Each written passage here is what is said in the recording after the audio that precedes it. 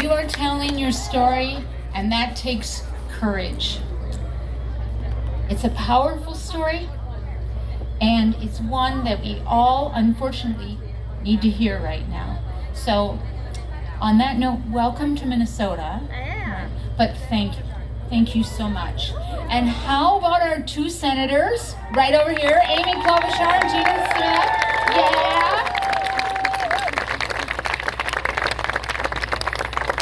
So great to see you both.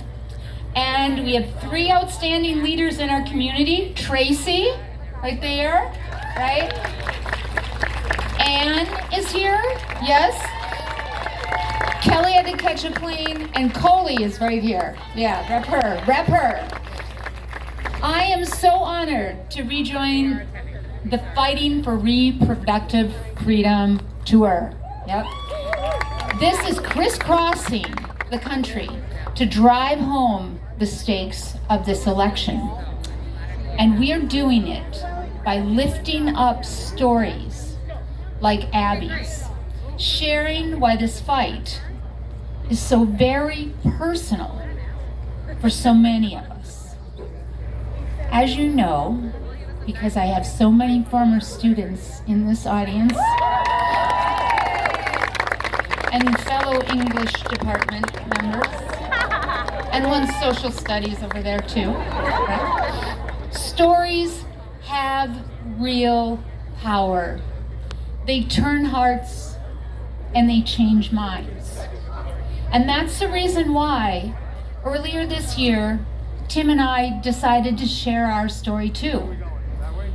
When the Alabama Supreme Court ruling on IVF came down, it brought Tim and I to our knees, watching people get turned away from clinics, forced to put their dreams of having children on hold. Well, it just brought back a crush of emotions that we hadn't felt in a long, long time. You see, our path to parenthood was not easy. We knew we wanted to have a family. We always knew that, but we struggled. And thankfully, we had access to fertility treatments. We kept the decision to try almost entirely to ourselves. We felt like it was our business. And having to answer questions from loved ones and great friends just seemed too much to bear. We did tell one person though, and that was our neighbor Mary, because we needed her help. The process that we went through, one of the pieces of it, required that I get carefully timed injections. And those injections, some of you who've been through this know that those injections have happened back behind. Yeah. So I couldn't do it myself. And let's just say that Tim is good at a lot of things, but it's a good thing he didn't become a nurse or a doctor. Because no matter how much he practiced or tried, he just couldn't quite do it. And so we asked Mary, a nurse and a friend, to help. And month after month after month, we desperately wait by the phone, praying for that call that would change everything for us, only to find out it didn't quite work that time. And that was a hard journey, and it lasted a long time, for years, but we kept going. And it was so worth it. We had our daughter, and it was no accident that when she was born, we gave her the name Hope. And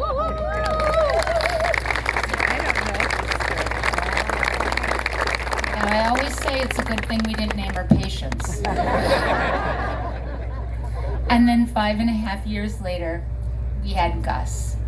And those kiddos, those kiddos are the center of our world. And we just couldn't imagine our lives without them.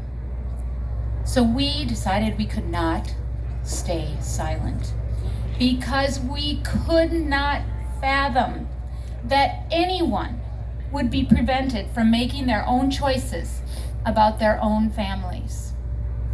and we could not let their hope be stolen.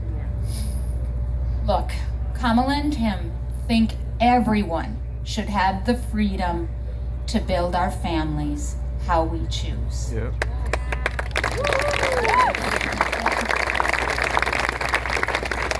And why do they think that? Because it is our choice. Say it with me, it is our choice.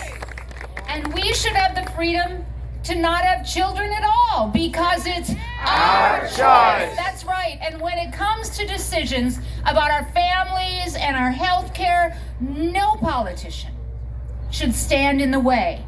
Why?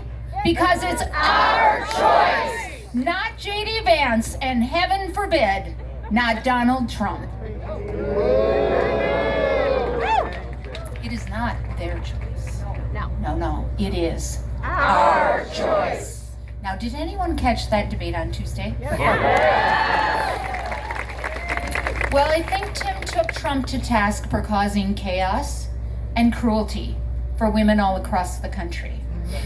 Now, clearly, J.D. Vance is a smooth talker. But as a longtime teacher, let me say, in our classrooms, we believe in facts. So here is a fact. Donald Trump is the one who took down Roe. Yep. And now more than 20 states have imposed extreme Trump abortion bans. Yep. And we are continuing to see the ripple effects. Last month, we heard the heart-wrenching stories of Amber Thurman and Candy Miller. They died in Georgia after Roe fell. And we're now learning that their deaths were ruled preventable. Preventable. It's just impossible to imagine. Just this week, a new law took effect in Louisiana, criminalizing just the possession of medication abortion. Wow. Doctors have been raising the alarm that this law will put women's health and lives at even greater risk. And now Trump and Vance want to stick their noses even further into our bedrooms and our doctors' offices. What they have planned with their Project 2025 agenda is terrifying. It puts fertility treatments at risk nationwide. It denies women emergency care until they are moments from death. And it makes it harder to get birth control than to buy a gun. I don't know if you've heard, but Trump is out on the trail telling us that we don't have to worry about our reproductive freedoms anymore. And you know why? Because he will be our protector. That's a direct quote. Yeah, that is wrong in so many ways. Protector. I'm gonna tell you, I think you're like me. We do not take too kindly to bullies like Trump. Sorry. Oh, that could be a new one, couldn't it? You are loud. Okay, I'm not gonna spin that right now. We don't take too kindly to bullies like Trump and Vance telling us when, if, or how to start our families. And in this election, we are going to send them a message that is very loud and very clear. And I'm going to use my stern teacher voice for this. Some of you never heard this, but Mr. Trump and Mr. Vance, please mind your own business.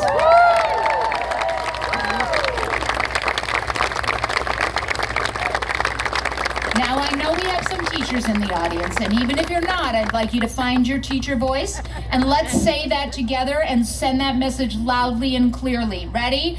Mr. Trump and Mr. Vance, please mind your own business. Oh, one more time, we have to say please because we're teachers. Ready? Ready? Mr. Trump and Mr. Vance, please mind your own business.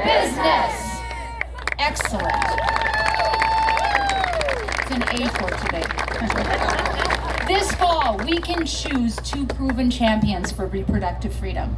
Kamala Harris has long been leading this charge, from protecting reproductive health providers as California's Attorney General to defending access to emergency care after Roe fell. And when she became the first vice president in history to visit a reproductive health care clinic, guess where she did that?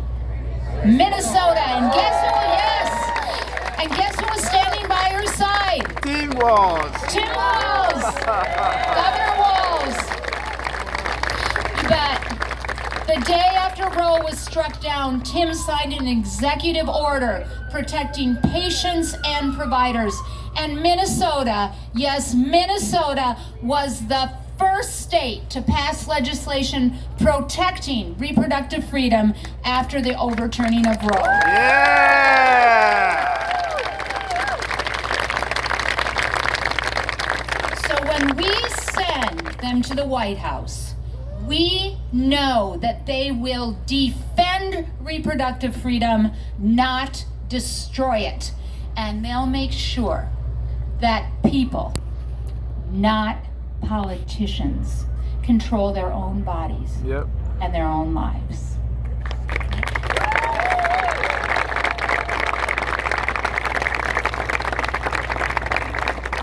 It's an important moment. It's an important moment.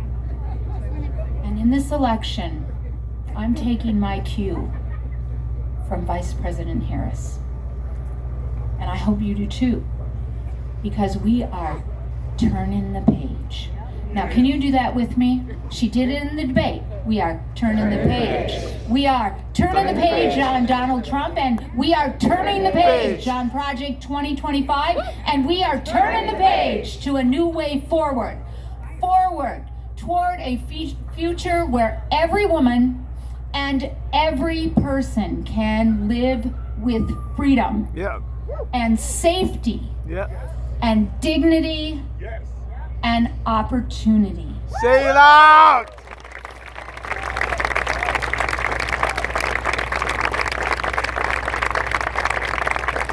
And that is the future that we choose this November.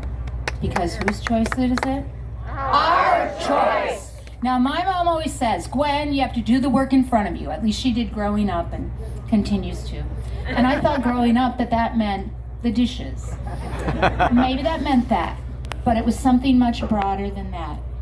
It was seeing with my own eyes what the work was, and what that work was in my family, in my school, in my community, in my state, and now in my nation, and figuring out how I could apply my own time and talents and experiences. It's important advice, and if my mom was here, she'd probably say it again, because it's thoughtful, but it's also actionable. Now, I've been in a lot of states recently, and I was in Las Vegas, and there was a group of 6 women who were waiting to talk to me, and they dressed maybe like they were going to a fancy lunch, all fancy dresses and high heels. And you know what? They were actually getting ready to knock doors. And they told me that they had never canvassed before, but they felt like they had to do something. And they were doing this together, all 6 of them. So they said they'd gone door knocking every day for the last 13 days straight.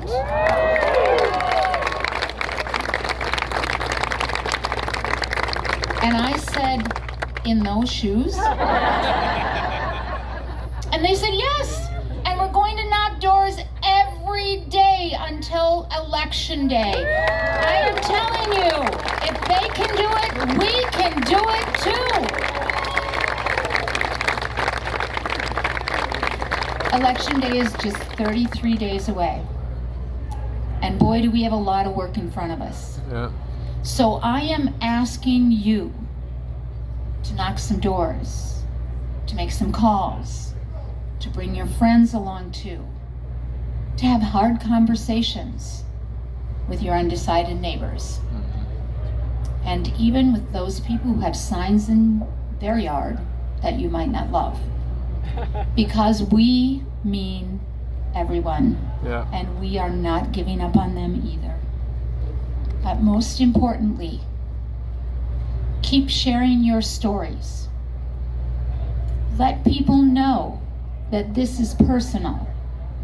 Let people know that reproductive freedom, our freedom, is on the ballot.